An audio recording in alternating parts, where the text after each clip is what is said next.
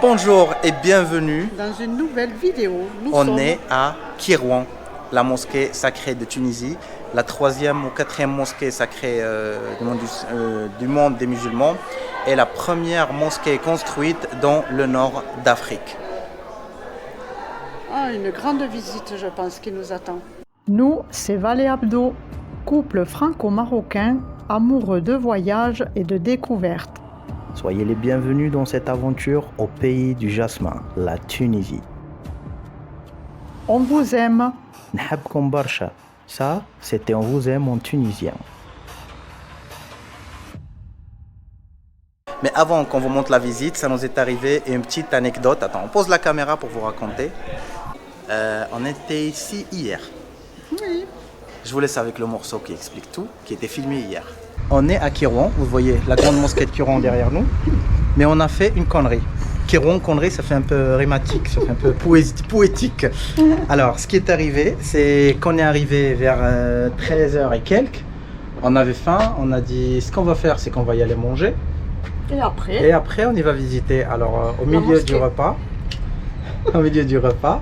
je sors le téléphone, on regarde Google Maps et je vois que le lieu est fermé. Purée, ça nous a refroidi, ça c'est comme un seau de glaçon. Parce qu'en fait, on est à 1h30, entre 1h et 1h30 de là où on a l'Airbnb. Et on est venu jusque là, on a fait 1h, 1h30 de route.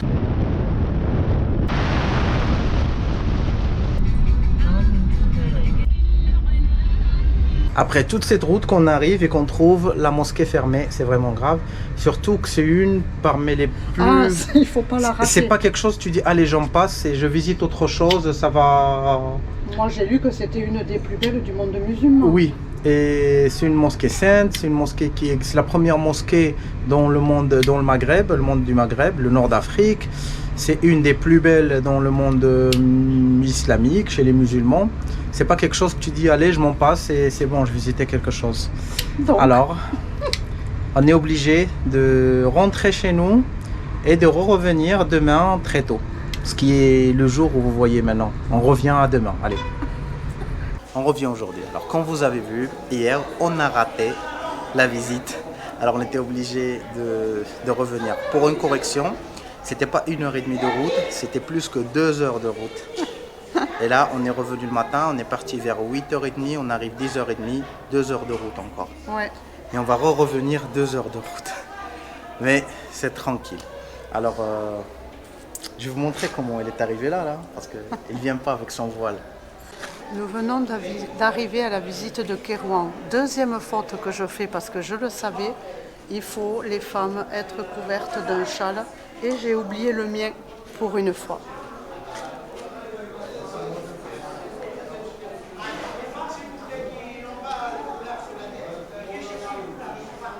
Oh, tu es belle. Ça te va super avec tes yeux.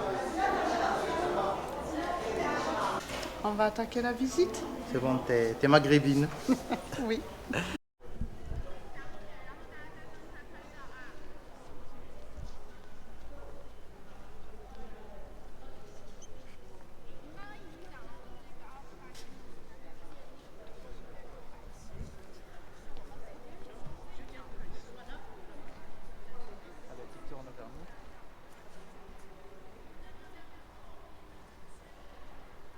Le prix de la visite Et de 12 dinars, mais en tant soit musulman, soit maghrébin, porteur de carte nationale de Nord d'Afrique, des pays de Nord d'Afrique, du Maghreb, on ne paye rien. Alors donc, au-delà du voile pour les femmes, si jamais vous arrivez en short ou si vous n'êtes pas assez couvert, on vous donne une djellaba, Gandora ou une gandoura pour pour vous couvrir. Chose qu'il faut savoir, la condition pour entrer dans un mosquée, c'est pour les femmes couvrir les cheveux et qu'on ne voit pas un décolleté ou mini-jupe ou des trucs comme ça, chose comme une église, comme une synagogue, comme partout.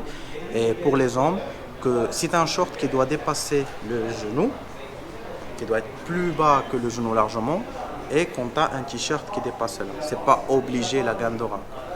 Non, c'est si vraiment tu as quelque chose de trop découvert.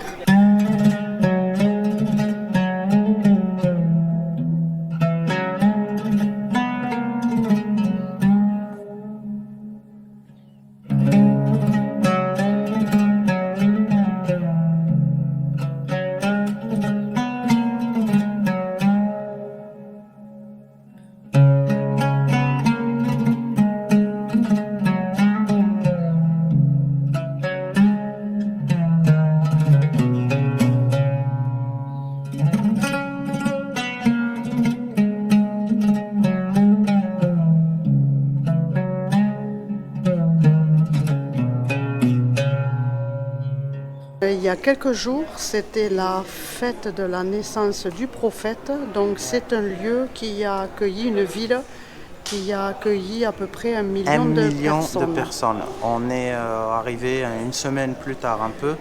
On préfère comme ça parce qu'on peut visiter, on peut filmer, parce que quand il y a 1 million de personnes, on ne peut pas, quoi. Ça serait sûrement une autre ambiance, mais c'est aussi différent de pouvoir le filmer tranquillement, quoi.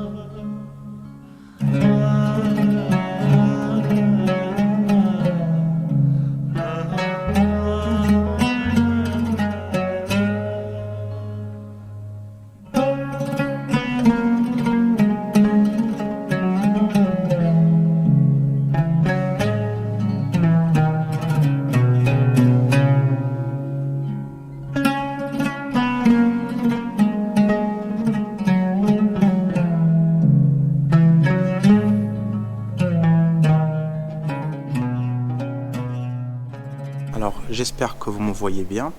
Derrière moi, il y a une horloge des horaires de prière. Alors, je vais vous expliquer avant de vous montrer les horaires de prière. Alors, les horaires de prière, il y en a eu. J'ai beaucoup de demandes dès qu'on a des discussions avec des amis bonnets, avec des amis qui veulent savoir comment ça se passe, quels sont les horaires, est-ce que c'est des heures fixes. Alors, en fait, il faut savoir que l'horloge musulmane, ou le calendrier musulman, elle est liée à la lune et au soleil. Ça veut dire, on mesure nos mois avec la lune, on mesure nos jours avec les couchers de soleil, chose qui est normale, mais la lune c'est pas pareil. Le calendrier grégorien c'est un calendrier fixe qui n'a rien à voir avec la lune, et on mesure notre journée avec la position du soleil dans le ciel, et c'est comme ça aussi qu'on mesure les temps de prière. Alors la première prière c'est Al-Fajr, lever de soleil, c'est avant qu'il y a le lever de soleil, juste la ligne entre lever et entre la nuit et le jour, le fil entre la nuit et le jour. La deuxième prière c'est Ad-Dohr, c'est la prière où il y a le soleil au point le plus haut dans le ciel. La troisième prière c'est Al-Asr, c'est là où il y a le soleil, que l'ombre elle fait la double de l'objet. Par exemple, je vais vous expliquer. Normalement c'est entre 16h et 17h. Si tu poses par exemple un bâton d'1 mètre, je parle doucement parce qu'il y a des gens qui font leur prière. Si tu poses un bâton d'1 mètre comme ça, tu le plantes dans le sol, tu as 1 mètre. Tu mesures son nombre. Quand son nombre fait 2 mètres, là c'est la prière d'Al-Asr. Et la prière d'Al-Maghrib, c'est la prière du coucher de soleil. Et après, il y a la prière d'Al-Isha. C'est là, je ne sais pas exactement comment on la mesure parce que c'est dans la nuit. Ça doit être à une position de la lune dans le ciel. Alors, là, je vous donne les heures. La première, Al-Fajr, elle est à 4h57. Al-Dohr, la deuxième, elle est à 12h, à midi 15. Le Asr, il est à 3h34.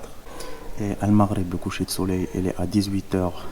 Il est à 6h06, 18h06. Al-Isha, c'est la dernière prière, elle est à 19h26. Voilà, c'était une petite précision pour les gens qui nous demandent, parce qu'il y a beaucoup qui nous demandent est-ce que le ramadan est fixe, est-ce que les horaires de prière sont fixes. Voilà une petite explication.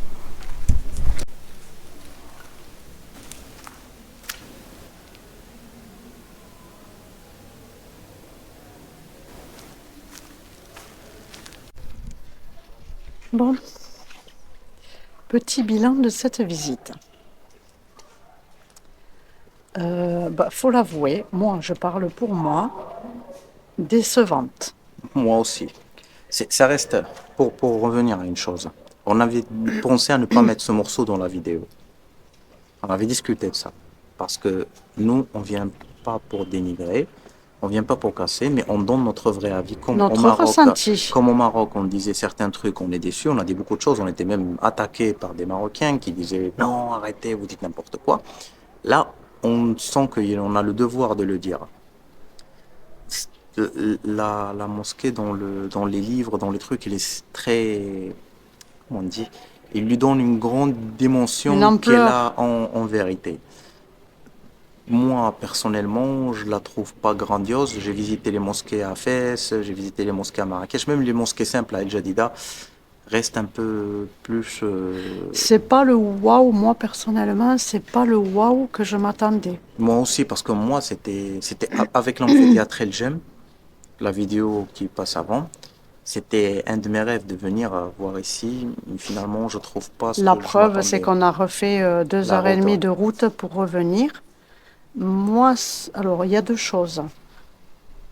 Euh, Déjà, je pense, et malheureusement ça, moi, c'est quelque chose que je combats, je respecte ceux qui le font, mais je trouve que maintenant, les photos sont tellement truquées et dénaturées que bien souvent, quand tu arrives dans un lieu comme ça, un site, tu es très déçu parce que tu n'y retrouves absolument pas Il y a ce que indiscutable. tu as pu voir dans des photos. Moi, perso, par exemple, je vous le dis, il n'y a aucune photo qui sont truquées sur nos Instagram ou sur moi. Je Sur ne notre change chaîne même, pas. on traite jamais les couleurs. C'est une Je... décision même, parce que le traitement de couleurs, ça rentre dans la cinématographie, dans faire des belles vues, mais ça change au bout d'un moment, parce que je pouvais prendre les vues d'ici, rendre la couleur plus terre, plus encre, que ça apaise. Exactement. On s'est trompé dans les photos. Et Je veux juste ajouter une petite remarque. On ne dit pas qu'il faut pas venir visiter. non, C'est différent. Nous, on donne notre avis. La preuve qu'on est là, on visite et on fait une vidéo sur le lieu, parce qu'on pourrait ne pas le faire et ne pas le sortir. Si vous êtes là, il faut venir visiter et et vous rendre compte, construire votre avis. avoir votre propre opinion. Exactement. Nous, c'est qu'une opinion qu'on partage avec vous, mais vous devrez venir et construire votre avis, votre opinion sur la mosquée. Et après, deuxième chose de mon avis personnel, c'est que ça va peut-être vexer ou choquer certains, mais je trouve ça très touristique, quoi. Moi, je trouve très business. C'est business, c'est un peu comme quand on va à Lourdes, c'est très business et moi je ressens ça et du coup je sens pas d'âme Dame de lieu de culte. qui te va droit au cœur, qui te touche. Ouais. J'ai pas ressenti ça. Mais quand vous allez voir, moi j'ai rentré, j'ai essayé de m'asseoir, j'ai essayé de trucs. Honnêtement, ça m'a pas trop. Je ne sais pas, est-ce que c'est l'éclairage, est-ce que c'est les tapis, il n'y a pas d'odeur, il n'y a pas d'âme. Je ne sais pas, hein. C'est qu'un avis, peut-être beaucoup vont me détester pour ça, mais ça reste un avis Non, personnel. on a le droit, On on a était le toujours droit. honnête sur cette chaîne. C'est une chaîne pour partager l'amour, pas pour partager la haine. Mais quand il y a quelque chose, c'est notre devoir de le dire. On est toujours fâché de ce qu'ils disent les médias, de ce qu'on voit sur les réseaux. Alors si on change pas ça, nous, on serait hypocrite. Et c'est de Alors, notre devoir. dites-nous, toujours pareil, s'il y a des gens qui l'ont visité, qu'est-ce que vous avez ressenti? Est-ce que vous l'avez trouvé waouh? Est-ce que vous avez été déçu? Dites-nous. Moi, je trouve, si la mosquée avait pas cette réputation dans l'internet ou dans les livres, et tu viens juste la visiter sans aucun préjugé, T'attends du waouh. Ouais. sans aucune attente, tu serais waouh, ça te plairait. Mais quand tu attends pour visiter la mosquée soi-disant la plus belle du Nord d'Afrique, la plus belle Tunisie et tout, Ouais. t'es déçu. Alors Non. quand vous venez, il faut venir pour visiter que c'est une mosquée normale et là vous trouverez le charme. Mais si vous venez pour la mosquée de Kérouan, la mosquée de Kérouan, vous trouverez pas beaucoup de charme. Et je pense qu'on doit partir parce que ça se rapproche l'heure de prière. Alors, les amis, du coup, on va partir faire un tour dans la Médina et on vous prend. Alors, une autre chose à dire, c'est qu'une ville blindée de rabatteurs, ils sont pas très doués en matière d'arnaque, mais par rapport à Marrakech ou ailleurs. Mais c'est une ville blindée de rabatteurs et ça nous est arrivé, petite histoire hier. Un monsieur, au début gentil, venez juste, je veux juste vous montrer les habits traditionnels des Tunisiens, les tapis, on rentre. J'y écoute, on veut pas acheter. Et on n'avait pas les caméras, on aimerait bien filmer et tout, on n'a pas nos caméras. Elle a dit non, juste rentrez, j'ouvre pas demain, c'est qu'aujourd'hui que je suis ouvert. Alors on rentre, il commence à nous déballer les tapis. Oh les Marocains c'est waouh, les Français c'est waouh. Il commence à nous déballer les tapis, je lui ai fait comprendre qu'on ne vient pas pour acheter, parce qu'en plus on n'a que des petits sacs à dos pour l'aéroport, on ne peut pas ajouter beaucoup de choses. Elle me dit non, je voulais juste, dis-moi, je voulais juste savoir selon votre goût, quelle est la plus belle. Je dis moi je veux pas acheter, elle me dit juste on veut savoir juste le goût, qu'on sait qu'est-ce qui plaît. Je dis moi, mais celle-là, ça va pour une prière et tout. Ah, elle m'a dit je te le fais 20 €. Tu vois, au début il te met la meçon, dis-moi juste ton avis et prends-la. Elle nous a collé après, on a dit qu'on n'a pas d'argent. Il dit j'y vais avec vous jusqu'à la voiture pour récupérer l'argent. J'y vais avec vous jusqu'à l'hôtel, on fait aussi la carte bleue. Elle a vraiment insisté. Il y avait deux messieurs, un il était très gentil, mais le deuxième il était insistant, mais 1 degré. Il voulait même, parce que j'ai dit je prends ton téléphone demain, si je reviens, tatati. Il me dit demain j'ouvre pas, là on vient de passer devant, il est ouvert. Il voulait même prendre mon numéro au cas où je reviens pas, qui m'appelle. C'était un peu bizarre. Donc en fait on s'est fait piéger dans ce que l'on combat.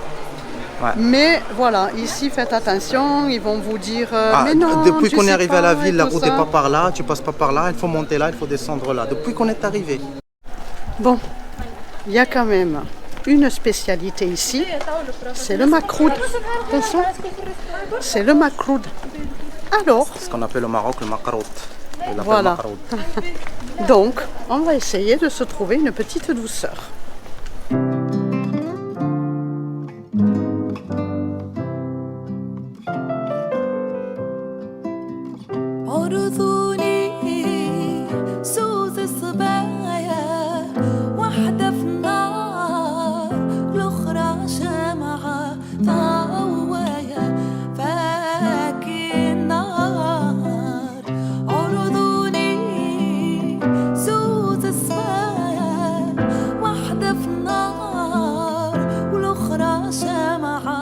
Une chose toujours aussi belle, les portes.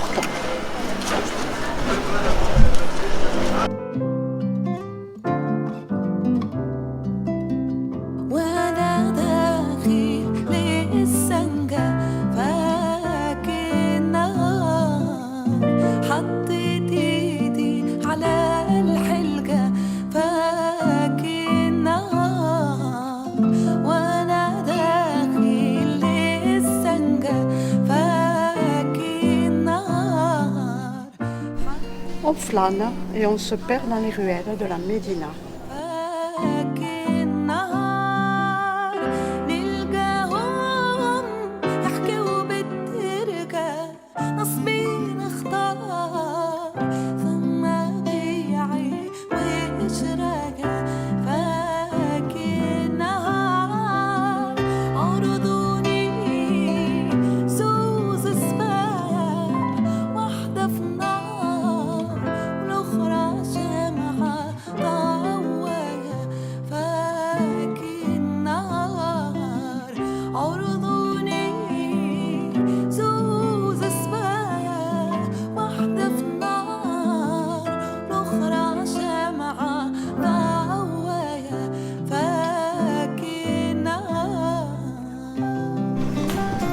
La Médina est très agréable à parcourir.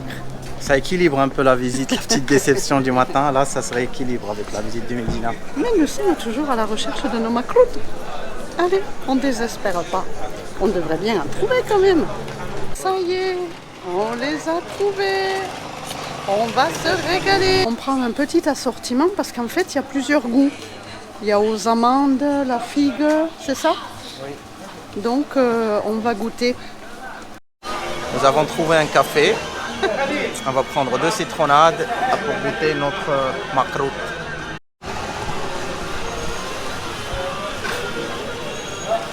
Ça, regardez, je suis sûre que ça vous fait envie. Ça ressemble pas plutôt à un nougat? Ouais. Ça le goût d'un nougat. Ah, je trouve.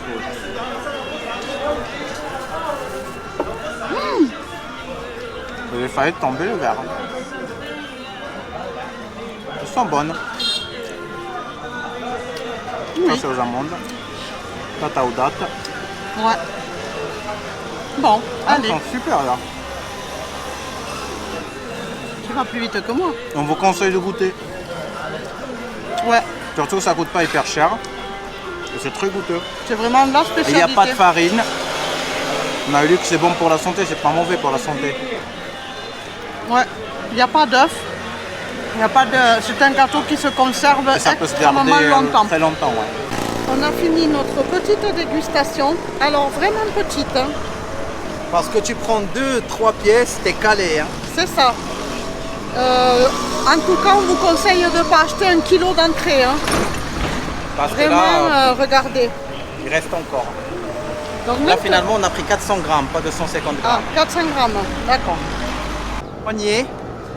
C'est juste derrière nous. C'est un cimetière qui est assez bizarre. Par la forme des tombes. Elles sont grandes. Elles sont toutes blanches. Et une taille bizarre. Moi j'ai pas l'habitude de les voir de cette taille. Un cimetière musulman. C'est Ouais. pour ça que toi, tu n'as pas l'habitude de le voir comme Si ça. grand les tombes, j'ai pas l'habitude.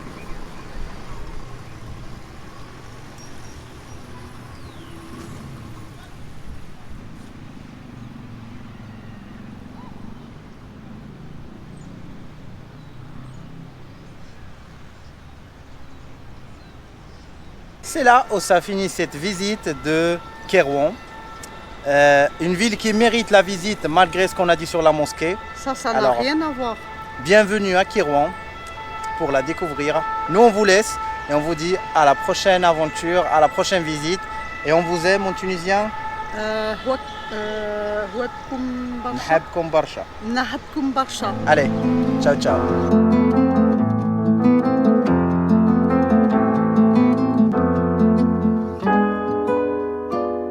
ليلي الليل يا من ليلي